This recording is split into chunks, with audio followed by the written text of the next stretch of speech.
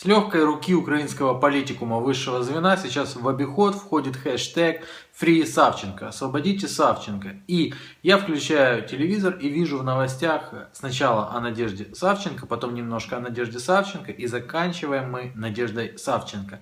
И это правильно, это хорошо, за своих граждан надо бороться. Но я открываю страницу президента Украины Петра Алексеевича Порошенко и читаю следующее. Генконсул Украины, так, вот.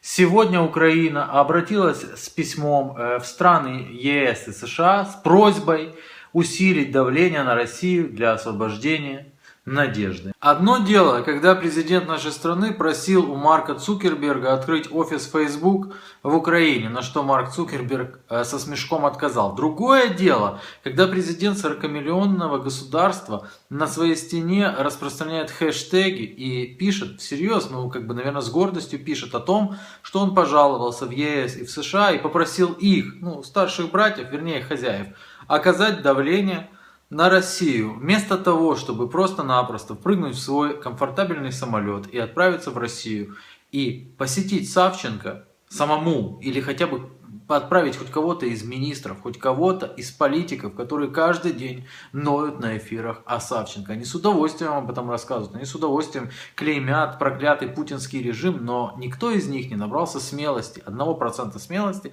и не отправился туда. Я сейчас им подсказываю, что им надо сделать, чтобы чуть-чуть повысить свои рейтинги. Это не находится на Марсе. Их никто не расстреляет на выходе из самолета. Согласитесь, это будет выглядеть немножко более достойно, чем президенту страны распространять хэштеги Free Савченко и рассказывать: мы удвоим усилия по освобождению Надежды. Потом, через 2 месяца, он скажет: мы учетверим усилия. Учетверим, это, наверное, будет 2 хэштега: Free Савченко и Free Савченко. Я знаю, что ребята, которые дают советы вот этим вот випам, меня посматривают, поэтому я запускаю свой хэштег Порошенко Fly.